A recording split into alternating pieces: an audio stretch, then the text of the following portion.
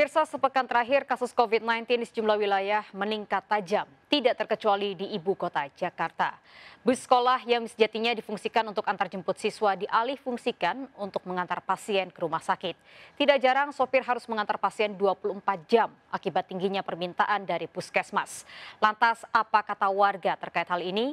Berikut Rakyat Bicara pekan ini, kasus meningkat, waspada rem darurat bersama Kevin Pakan.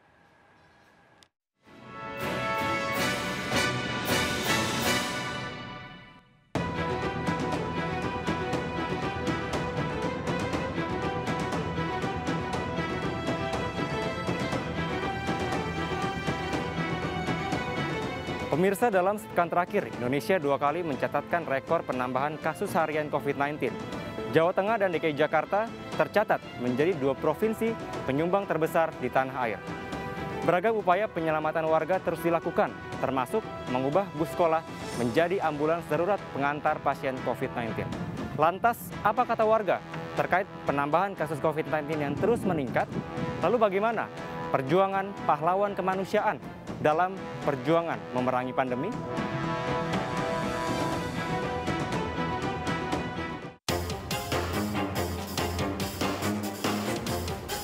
Semenjak pandemi COVID-19 ada di Jakarta dari bulan April sampai saat ini, jadi supir tim evakuasi COVID-19 bus sekolah DKI Jakarta.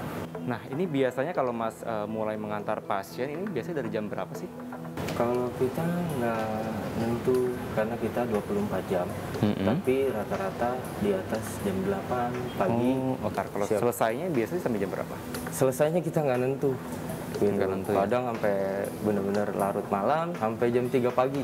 Bagaimana sih, mungkin Mas ada suka duka kah? Kalau suka dukanya ya karena pakai baju hazmat sambil nyetir, ya otomatis panas. Panas sekali ya? Dehidrasi, gerah, nahan haus, nahan lapar, nahan buang air. Terlebih lagi nggak bisa ketemu dengan keluarga kan, tapi kita jalanin karena misi bis sekolah, misi kemanusiaan. Misi kemanusiaan. Kemarin sempat 24 jam secara nonstop gitu untuk mengantar pasien. Kalau yang 24 jam, kita peroditnya itu permintaan dari puskesmas se-DKI Jakarta membludak. Kita sempat 24 jam bergantian nyetirnya. Saya dan rekan-rekan juga pernah sehari sampai 2-3 kali pengantaran. Pernah nggak sih antrian itu sampai panjang atau sangat mengular sekali? Pernah nggak, Mas? Pernah. Itu antriannya di Wisma itu sampai panjang, sampai keluar lobi. Iya. Jadi kita antrian orang juga, antrian ambulan juga, antrian sama bis sekolah juga. Jadi kita menunggu kira-kira bisa sampai 2-3 jam. Pernah nggak sih ada merasa bahwa udah capek nih, mungkin takut begitu? Awalnya ya takut, gitu kan. Ada rasa juga, aduh lelah, letih. Cuman bagaimana, ini kan udah perintah dari atasan. Mungkin ada harapan atau saran kepada khususnya warga ibu kota nih, Mas, dalam beraktivitas di tengah pandemi saat ini? Ya, ikutin protokol pemerintah, yang terpenting 3M. Memakai masker, cuci tangan, menjaga jarak, jaga diri sendiri. Unit pengelola angkutan sekolah Dinas Perhubungan Provinsi DKI Jakarta diawali dari transportasi tenaga kesehatan. Nah, kemudian transportasi evakuasi pasien COVID-19. Ini pas pertama kali dari Pemprov DKI meminta untuk mengantar pasien, ini Bapak ada rasa kaget nggak sih? Iya, cukup kaget ya. Jadi saya menerima perintah dari Kepala Dinas Perhubungan untuk melaksanakan kegiatan evakuasi itu pertama kali pukul 16 sore. Dan saya harus melaksanakan evakuasinya pukul 18.00. Setelah saya menerima perintah, secepatnya saya mengumpulkan seluruh kru bis sekolah dan saya meminta kerelaan mereka untuk melaksanakan tugas evakuasi. Kemudian kita menyiapkan armadanya, kita sekat armada untuk mengurangi kontak ya antara pengemudi dengan pasien dan mengurai ventilator udara yang ada di dalam bis. Kemudian personil kita edukasi dalam waktu 30 menit oleh Dinas Kesehatan dan kita laksanakan tugas pertama kali. Kalau dihitung Pak, per harinya biasanya berapa pasien sih? Itu hampir 200 pasien kita angkut sekali per hari. Per hari. 200 pasien. Rata-rata dari 5 sampai 15 titik yang kita jemput. Total yang kita lakukan itu sebanyak 492 kali penjemputan. Saat ini kita melaksanakan evakuasi sudah membawa 6.517 pasien. Pak, kemarin saya sempat mendengar juga bahwa pernah mengantar hingga 24 jam non-stop. Saya mengambil langkah untuk membuat konsep program 24 jam. Kapanpun Dinas Kesehatan membutuhkan evakuasi pasien COVID-19, kita siap. Pemirsa, bus sekolah milik unit pengelola angkutan sekolah yang biasa digunakan untuk antar jemput siswa secara gratis, kini dialihfungsikan untuk mengevakuasi warga positif COVID-19. Setiap harinya, ada 200 pasien yang digunakan atau dibawa ke Wisma Atlet untuk dievakuasi. Dan 6.500 pasien telah dievakuasi menggunakan bis sekolah. Pengerahan bus sekolah tidak lepas dari fakta tingginya angka COVID-19 di tanah air.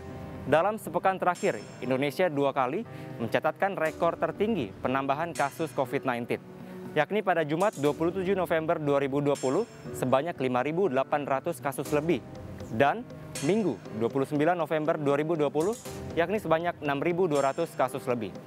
Penambahan kasus ini juga mencatatkan rekor tertinggi sejak diumumkannya pandemi di Indonesia pada Maret lalu.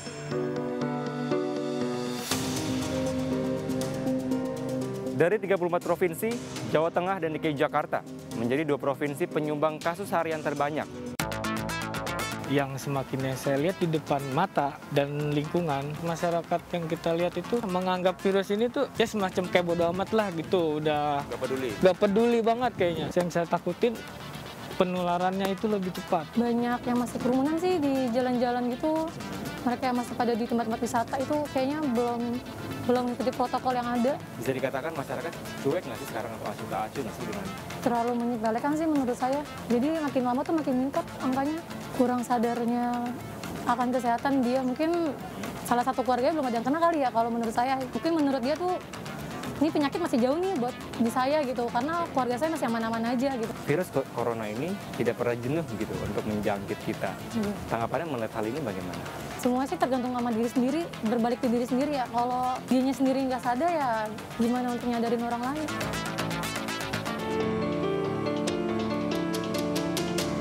Pemirsa, beribu cara ditempuh untuk melakukan upaya penyelamatan warga di tengah pandemi.